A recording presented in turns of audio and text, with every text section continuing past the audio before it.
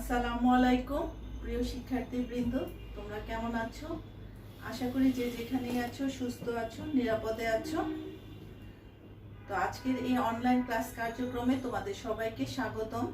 আজকের ক্লাসটি honours third ইয়ারের ছাত্রদের জন্য। আজকের কোর্স হলো sell biology, molecular biology and immunology. এই কোর্সটির মলিকুলার বায়োলজি অংশটুকু আমি নিয়ে থাকি, যার কোর্স কোড হলো ACZ304। তো আজকে আমি তোমাদের যে টপিকটি পড়াবো সেটি হলো ডিএনএ রেপ্লিকেশন। তোমাদের সাথে আছি আমি Mahmuda Khatun, assistant professor, department of zoology, Dhaka college, Dhaka.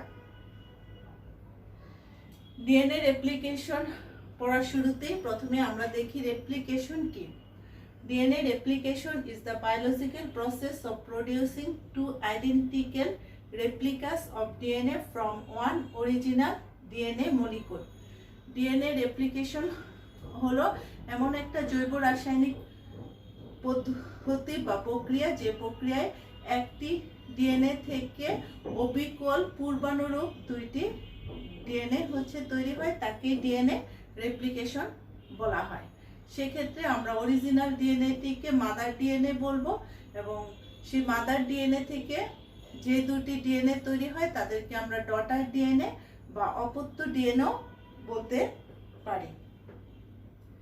তো DNA replication is an essential process because whenever a cell divides, the two new daughter cell must contain the same genetic information or DNA as the parent cell.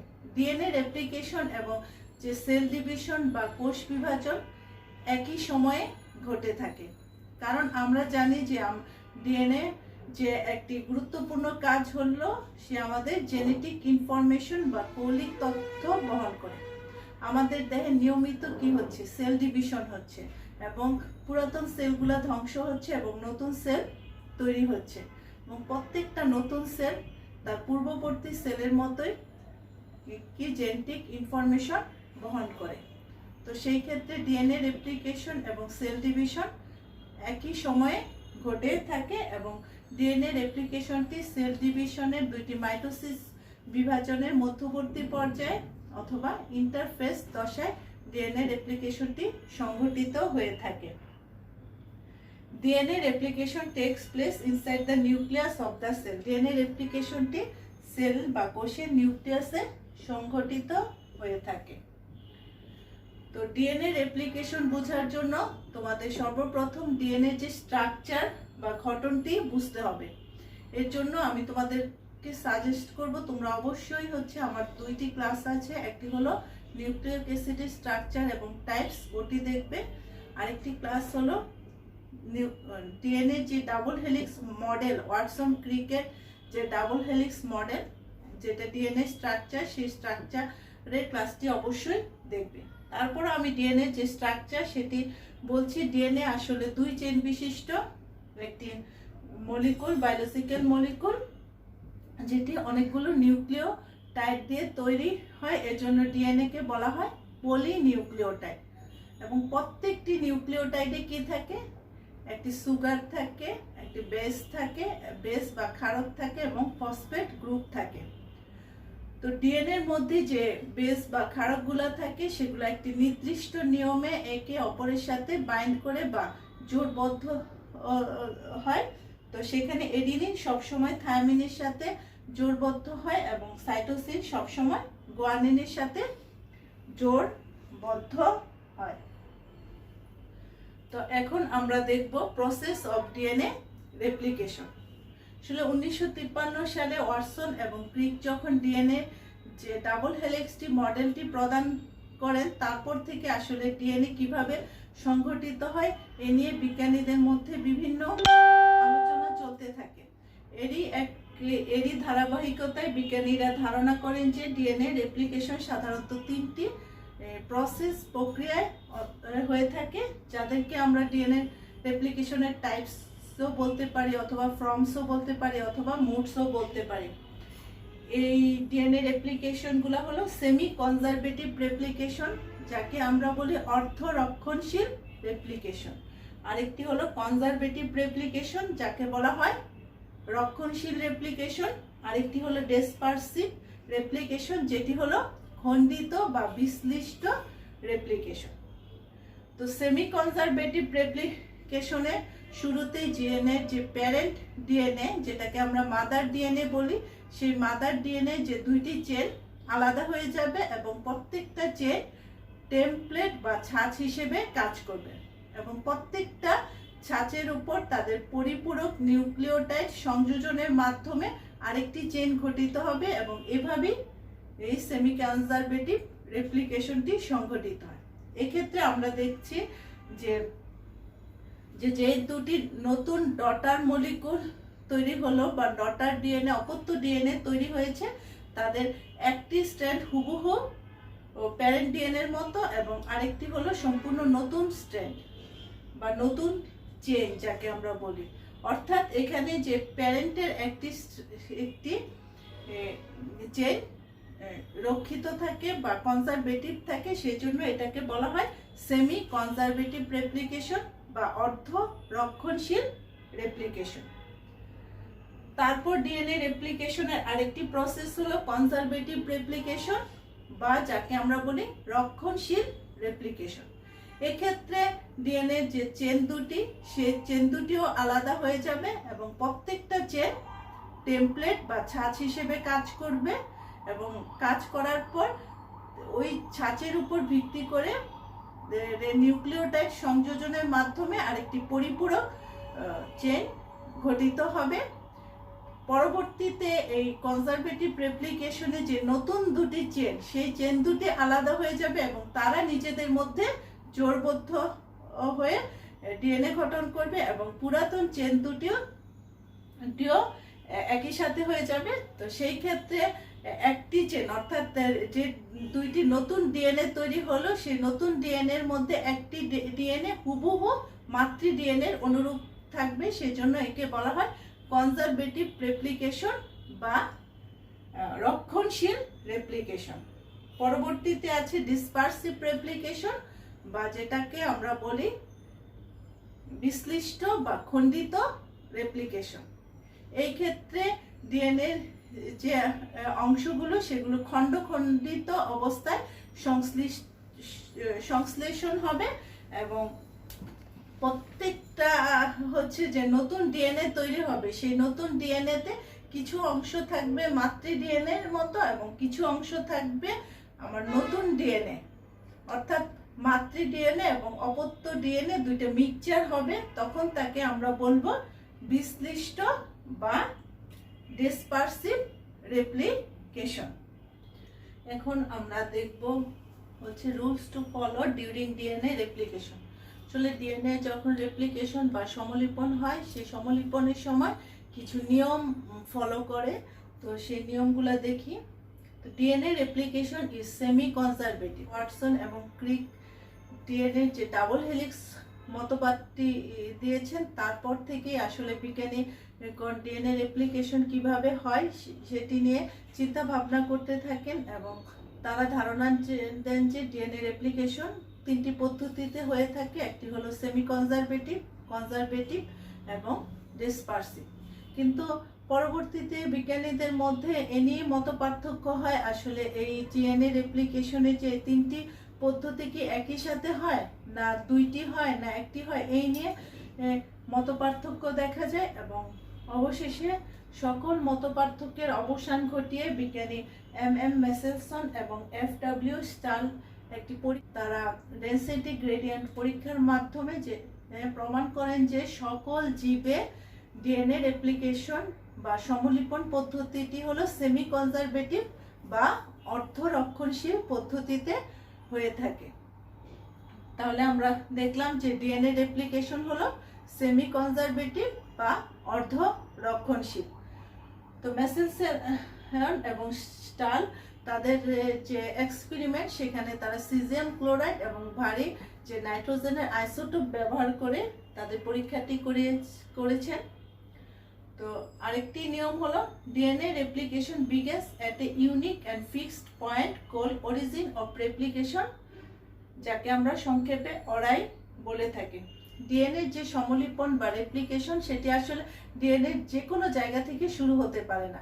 DNA replication শুরু হওয়ার জন্য একটি নির্দিষ্ট পয়েন্টের দরকার হয় বা নির্দিষ্ট জায়গার দরকার হয়, এবং সেই জায়গাটিকে বলা হয় অরিজিন অফ রেপ্লিকেশন বা রেপ্লিকেশনের যে উৎস, যাকে সংক্ষেপে আমরা অরাই বলে থাকি। তো এই রেপ্লিকেশনের যে উৎস সেটি চিহ্নিত করার জন্য বিজ্ঞানীগণ ইস্টকে বেছে নেন। তারা স্যাকারোমাইসিস সার্ভিসিয়া নামক একটি ইস্টের উপর পরীক্ষা চালান এবং পরীক্ষায় দেখতে পান যে ইস্টের যে সুনির্দিষ্ট 11টি নিউক্লিওটাইড বিন্যাস রয়েছে, কখনো কখনো সেটি 14টি হয়।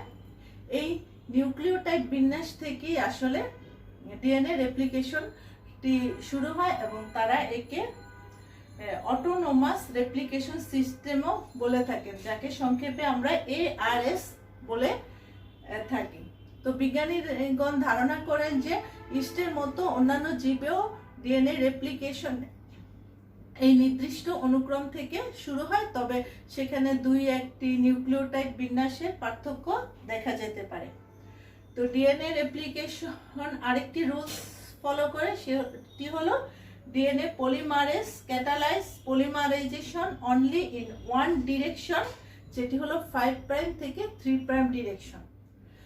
আমরা জানি যে ডিএনএ এর দুটি চেন রয়েছে, একটি হচ্ছে 5 প্রাইম থেকে 3 প্রাইম ডিরেকশনে, আরেকটি হলো 3 প্রাইম থেকে 5 প্রাইম ডিরেকশনে। এবং ডিএনএ রেপ্লিকেশনে যে এনজাইমটি সবচেয়ে বেশি গুরুত্বপূর্ণ ভূমিকা পালন করে সেটি হলো পলিমারেজ। পলিমারেজ এনজাইমটি কি করে একটি একটি করে নিউক্লিওটাইড সংশ্লেষণ করে ডিএনএ চেনের মধ্যে, আর যেহেতু সেটি পলিনিউক্লিওটাইড চেন সংশ্লেষণ করে সেজন্য আমরা এই বিক্রিয়াটিকে বলে থাকি পলিমারাইজেশন। এবং ডিএনএ পলিমারেজ এনজাইমটি সবসময় পলিমারাইজেশন রিঅ্যাকশনটি 5 প্রাইম থেকে 3 প্রাইম ডিরেকশনে করবে। তো ডিএনএ রেপ্লিকেশন বোঝার জন্য বেশ কিছু টার্মস তোমাদের জানতে হবে, এবং অনেক সময় এই টার্মসগুলো তোমাদের সংক্ষিপ্ত নোট আকারেও আসতে পারে। সেই টার্মসগুলো হলো অরিজিন অফ রেপ্লিকেশন, যাকে আমরা রেপ্লিকেশন উৎস বলে থাকি, সংক্ষেপে একে ওরাই বলা হয়। আরেকটি হলো রেপ্লিকেশন ফর্ক বা সমলিপন ফর্ক, আরেকটি হলো প্রাইমার, যেটা হলো একটি ছোট দৈর্ঘ্যের আরএনএ, আরেকটি হলো লিডিং স্ট্র্যান্ড, যাকে আমরা অগ্রণী সূত্রক বলি, আরেকটি হলো ল্যাগিং স্ট্র্যান্ড, যেটি হলো ধীরগতীয় সূত্র, আরেকটি হলো ওকাজাকি ফ্রেগমেন্ট বা ওকাজাকি খণ্ডক। আমরা যখন রেপ্লিকেশন পড়ব তখন সবগুলো টার্ম সম্পর্কে ক্লিয়ার হব। তো ডিএনএ রেপ্লিকেশনে আসলে বেশ কিছু এনজাইম এবং প্রোটিনের দরকার হয়, এবং তাদের সম্মিলিত প্রচেষ্টাই আসলে ডিএনএ রেপ্লিকেশনটি সংঘটিত হয়। তো এটি আসলে একটি জটিল প্রক্রিয়া, এবং যে মেইন এনজাইমগুলো ডিএনএ রেপ্লিকেশনে ব্যবহৃত হয় সেগুলো হলো হেলিকেজ, টপোআইসোমারেজ, নিউক্লিয়েস, প্রাইমেস। ডিএনএ পলিমারেজের মধ্যে আবার 3 রকম পলিমারেজ আছে, পলিমারেজ 1, পলিমারেজ 2 এবং পলিমারেজ 3। এছাড়া আছে লাইগেজ, গাইরেজ। তো আমরা যখন ডিএনএ রেপ্লিকেশনটি শুরু করব আমরা একটি একটি করে এনজাইমের কাজও দেখে ফেলব। তো ডিএনএ রেপ্লিকেশনটি ভালোভাবে বোঝার জন্য তোমাদের কয়েকটা স্টেপ ফলো করতে হবে, এবং এই স্টেপগুলো হলো রিকগনিশন অফ অরিজিন, অর্থাৎ ডিএনএ রেপ্লিকেশনের যে উৎস সেই উৎসটি শনাক্ত করতে হবে। Unwinding of the parent duplex, DNA তো জানি আমরা ডাবল হেলিক্স এবং সেটি সময় পেঁচানো অবস্থায় থাকে। তো এই ক্ষেত্রে কি করতে হবে যে ডাবল হেলিক্সের প্যাচটি খুলে যেতে হবে। আরেকটি হলো রেপ্লিকেশন ফর্ক বা সমলিপন ফর্ক ঘটন, holding the open double helix strand apart, যে ডাবল হেলিক্সের যে দুইটা চেন আলাদা হয়ে যাবে এবং এই চেন দুইটাকে সবসময় আলাদাই রাখতে হবে।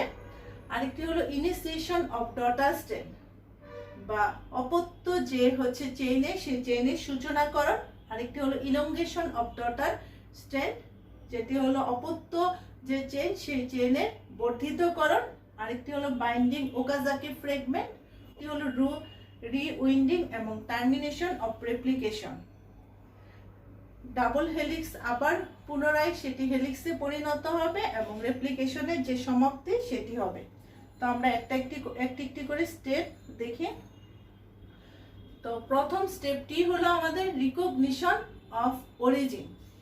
তো ডিএনএ রেপ্লিকেশন শুরু করার জন্য আমাদের একটি নির্দিষ্ট স্থান নির্ধারণ করতে হবে, যে স্থানটাকে আমরা বলবো অরিজিন অফ রেপ্লিকেশন বা রেপ্লিকেশনের যে উৎস, সেটি সাধারণত 300 নিউক্লিওটাইড বিশিষ্ট হয়ে থাকে। তো সেখানে যে হাইড্রোজেন বন্ধনগুলো আছে দুটি বেস বা ক্ষারকের মধ্যে, সেই হাইড্রোজেন বন্ধনগুলো খুলে যাবে এবং খুলে যাওয়ার পর সেখানে বুদবুদ সৃষ্টি হবে, যাকে আমরা বলি রেপ্লিকেশন বাবলস বলা হয়।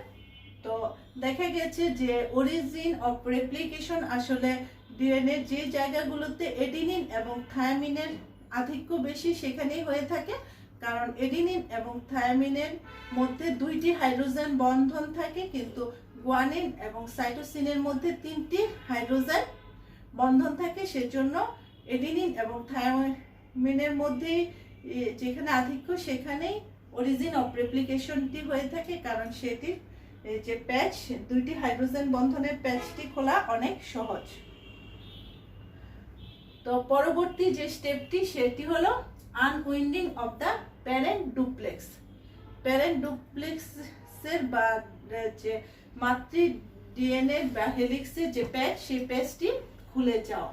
তো সেইটি খুলে যাওয়ার জন্য এখানে বিভিন্ন ধরনের প্রোটিন এবং এনজাইম কাজ করে, এবং যে প্রোটিনগুলো কাজ করে সেই প্রোটিনগুলোকে আমরা বলি ইনিশিয়েশন প্রোটিন বা প্রারম্ভিক প্রোটিন। তো প্রারম্ভিক প্রোটিনের মধ্যে রয়েছে DNA A protein, DNA B, DNA C. তো এই প্রোটিনগুলা সেই রেপ্লিকেশন যে উৎস, সেই উৎসটি শনাক্ত করার পর একটি এনজাইম সক্রিয় হয়, তাকে বলা হয় ডিএনএ হেলিকেজ এনজাইম। তো ডিএনএ হেলিকেজ এনজাইমটি আসার পর আসলে ডিএনএ যে প্যাচ, সেই প্যাচটি খুলতে থাকে এবং 2টি যে চেইন, সেই চেইন বা স্ট্র্যান্ড দুটি আলাদা হয়ে যায়। তো আমাদের পরবর্তী স্টেপ হলো রেপ্লিকেশন ফর্ক বা সমলিপন ফর্ক ঘটন। তো আমরা যে বুদবুদ বা রেপ্লিকেশন বাবলটি সৃষ্টি হয়, সেই বাবলটিকে যদি আমরা মাঝখানে কেটে ফেলি এবং তাকে যদি আমরা 90 ডিগ্রি অ্যাঙ্গেলে ঘুরিয়ে দিই, তাকে সেই যে স্ট্রাকচার, সেই স্ট্রাকচারটি অনেকটা ওয়াই আকৃতির স্ট্রাকচারের মতো দেখা যাবে এবং তাকে বলা হয় রেপ্লিকেশন ফর্ক। তো রেপ্লিকেশন ডিএনএ যে রেপ্লিকেশন সেটি একদিকে হতে পারে ফর্কের, অথবা ফর্কের 2 দিকেও হতে পারে। যখন এই রেপ্লিকেশন ফর্কের একদিকে রেপ্লিকেশন হয় তাকে আমরা ইউনিডিরেকশনাল রেপ্লিকেশন বা একমুখী রেপ্লিকেশন বলি। আর যখন এই রেপ্লিকেশনটি এই ডিএনএ ফর্কের 2 দিকেই হয় তখন তাকে আমরা বলি বাইডিরেকশনাল বা দ্বিমুখী রেপ্লিকেশন। এখানে যে বুদবুদ সৃষ্টি হয়ে যে বাবল সৃষ্টি হয়, ডিএনএ যে বাবল সৃষ্টি হয়, তাকে অনেক সময় রেপ্লিকেশন আই বা সমলিপন চৌকো বলা হয়ে থাকে। তো আমাদের পরবর্তী স্টেপ হলো holding the open double helical strand apart. এই যে আমাদের যে ডিএনএ যে ডাবল হেলিক্স বা দ্বি হেলিক্সটি যে খুলে গেল, সেই খুলে যাওয়া অংশগুলোকে সবসময় আলাদা রাখার দরকার, তারা যাতে আবার পুনরায় প্যাচ খেতে না পারে। সেই জন্য এখানে একটি প্রোটিন কাজ করে এবং সেই প্রোটিনটিকে বলা হয় এসএসবি প্রোটিন, যাকে আমরা বলি সিঙ্গেল স্ট্র্যান্ডেড বাইন্ডিং প্রোটিন। তো পরবর্তী স্টেপ হলো ইনিশিয়েশন অফ ডটার স্ট্র্যান্ড বা অপত্য যে চেইনের সূচনাকরণ। তো ডিএনএ তো আমরা জানি যে 2 চেইন বিশিষ্ট। তো এখানে আমরা একটি চেইনকে বলবো লিডিং স্ট্র্যান্ড, যাকে আমরা বাংলায় বলি অগ্রণী সূত্র, এবং আরেকটি হলো ল্যাগিং স্ট্র্যান্ড, যাকে আমরা বলি ধীরগতীয় সূত্র। তো আমরা দেখি আগে লিডিং স্ট্র্যান্ড বা অগ্রণী সূত্রকের সূচনা কিভাবে হয়। তো রেপ্লিকেশন ফর্ক যখন ডিএনএ হেলিকেজ এনজাইমের মাধ্যমে কাজ করে, তখন রেপ্লিকেশন ফর্কটি যতই অগ্রসর হতে থাকে তখন ডিএনএ যে দ্বিমুখী চরিত্র, সেই দ্বিমুখী চরিত্রটি সহজেই ফুটে ওঠে এবং ডিএনএ যে স্ট্র্যান্ড দুইটি সহজেই এরকম আলাদা হয়ে যায় এবং প্রত্যেকটা স্ট্র্যান্ডকে আমরা কি বলবো, টেমপ্লেট বা ছাঁচ হিসেবে কাজ করে। তো সে তখন ডিএনএ পলিমারেজ এনজাইম এসে এই ছাঁচের উপর একটি একটি করে নিউক্লিওটাইড সংশ্লেষণ করবে এবং সংশ্লেষণ করার মাধ্যমে তার যে পরিপূরক সূত্রকটি সংশ্লেষণ করবে। তো এখানে ডিএনএ পলিমারেজ কাজ করার জন্য তার দুইটি কন্ডিশনের প্রয়োজন হয়। একটি কন্ডিশন হলো তাকে অবশ্যই একটি টেমপ্লেট বা ছাঁচ থাকতে হবে। তো আমাদের তো টেমপ্লেট হলোই, যে ডিএনএ হেলিকেজ এনজাইমের মাধ্যমে যখন চেন দুটি আলাদা হয়ে গেল এবং প্রত্যেকটা চেন টেমপ্লেট বা ছাঁচ হিসেবে কাজ করে। আরেকটি হলো ডিএনএ যে পলিমারেজ, সেই পলিমারেজ যে কোনো খালি জায়গায় ডিএনএ যে নিউক্লিওটাইড, ডিঅক্সিরাইবো নিউক্লিওটাইড, সেই নিউক্লিওটাইডটি সংশ্লেষণ করতে পারে না। তো সেই সমস্যাটি সমাধান করে আরেকটি এনজাইম, সেটি হলো ডিএনএ প্রাইমেস এনজাইম। তো প্রাইমেস এনজাইম এসে একটি স্বল্প দৈর্ঘ্যের ছোট দৈর্ঘ্যের আরএনএ সংশ্লেষণ করে, তাকে বলা হয় আরএনএ প্রাইমার। এবং এই প্রাইমারের কি রয়েছে, একটি ফ্রি হাইড্রোক্সাইল গ্রুপ রয়েছে, একটি মুক্ত হাইড্রোক্সাইল গ্রুপ রয়েছে এবং সেই মুক্ত হাইড্রোক্সাইল গ্রুপের পর থেকে ডিএনএ পলিমারেজ একটি একটি করে নিউক্লিওটাইড সংশ্লেষণ করে। যখন আর প্রাইমেস এনজাইমটি সরে যায় তখন প্রাইমারের পর থেকে ডিএনএ পলিমারেজ একটি একটি করে নিউক্লিওটাইড সংশ্লেষণ করে এবং যে চেনটি এভাবে সংশ্লেষণ হয়ে থাকে তাকে বলা হয় লিডিং স্ট্র্যান্ড বা অগ্রণী সূত্রক। তো অগ্রণী সূত্রক সবসময় রেপ্লিকেশন ফর্কের দিকে সংশ্লেষণ হয় এবং এটি সবসময় 5 প্রাইম থেকে 3 প্রাইম অভিমুখী হয়ে সংশ্লেষণ হয়। অর্থাৎ এর যে টেমপ্লেট বা ছাঁচটি সেটি হবে উল্টা, সেটি হবে 3 থেকে 5 প্রাইম ডিরেকশনে। ও যে আরেক রেপ্লিকেশনের সূচনা, যেটি হলো লেগিং স্ট্র্যান্ড বা যাকে আমরা বলবো ধীরগতীয় সূত্রক। তো ধীরগতীয় যে সূত্রক সেটি সবসময় 5 প্রাইম থেকে 3 প্রাইম যে ডিরেকশন, সেই টেমপ্লেট বা ছাঁচটির উপর ভিত্তি করে হবে।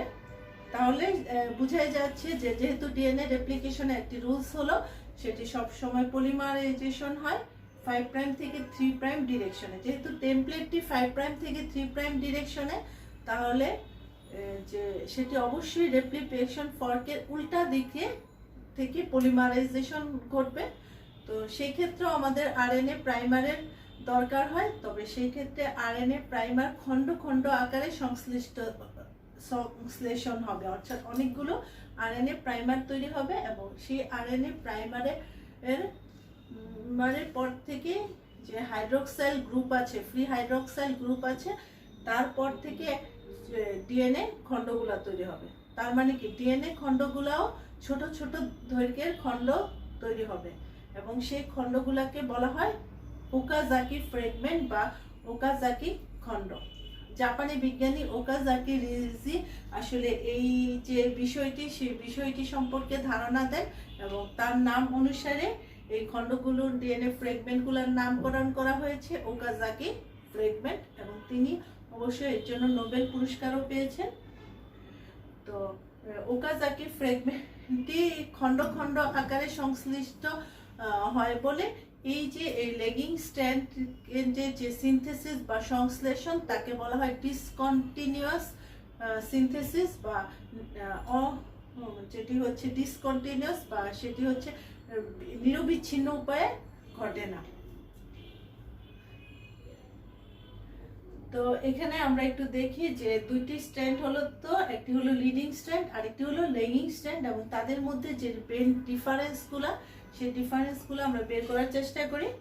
তো লিডিং স্ট্র্যান্ড সবসময় যে টেমপ্লেট বা ছাঁচটির উপর গঠিত হয় সেটি হলো 3 থেকে 5 প্রাইম যে টেমপ্লেটের উপর তৈরি হয়, আর লেগিং স্ট্র্যান্ড হবে সেটি হলো 5 প্রাইম যে 3 প্রাইম যে টেমপ্লেটে বা সেই ছাঁচটির উপর ভিত্তি করে হয়ে থাকে। আর লিডিং স্ট্র্যান্ড সবসময় কন্টিনিউয়াসলি হচ্ছে তৈরি হবে, সেটি হলো নিরবিচ্ছিন্নভাবে হবে এবং এখানে কোনো গ্যাপ তৈরি হবে না।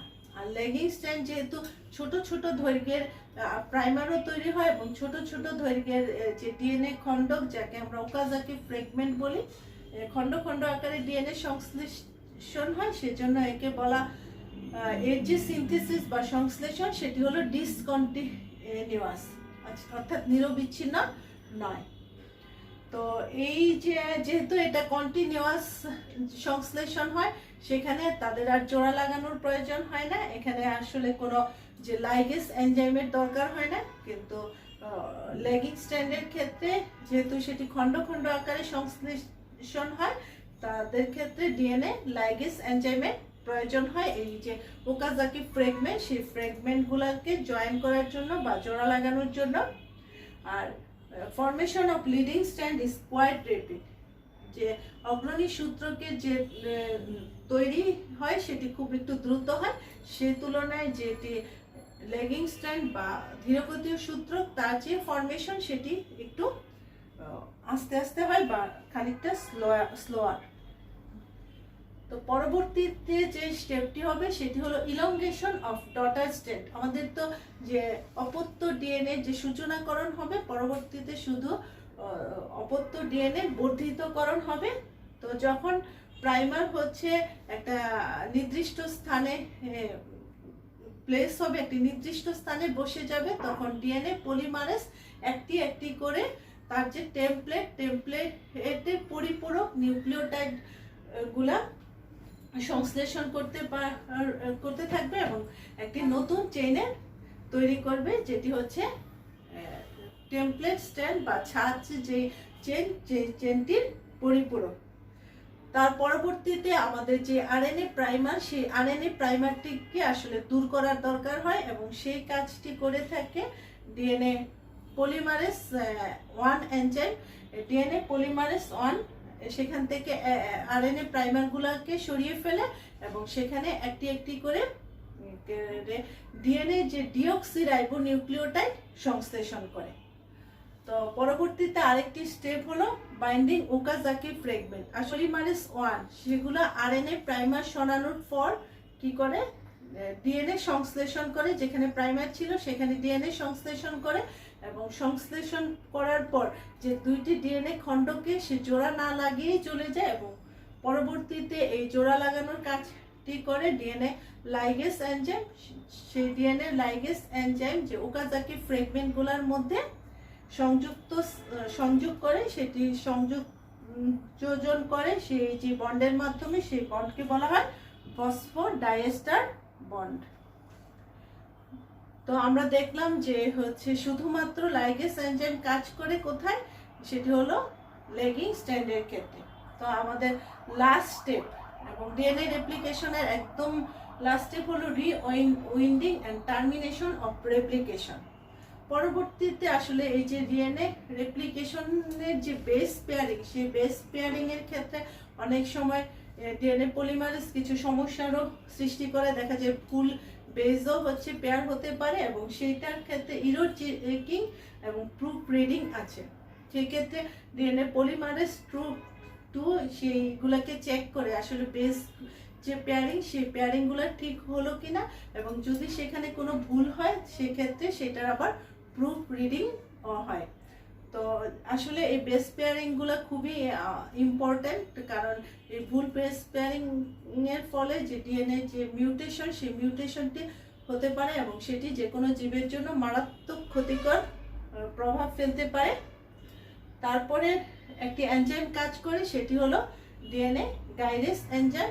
ডিএনএ গাইরেস এনজাইম হলো যে ডিএনএ তো যে সুপার কয়েলিং, তারপর ডিএনএ যে সোজা চেন ছিল সেই চেনগুলোকে সুপার কয়েলিং এর দরকার হয় এবং সুপার কয়েলিংটি করে থাকে ডিএনএ গাইরেস এনজাইম।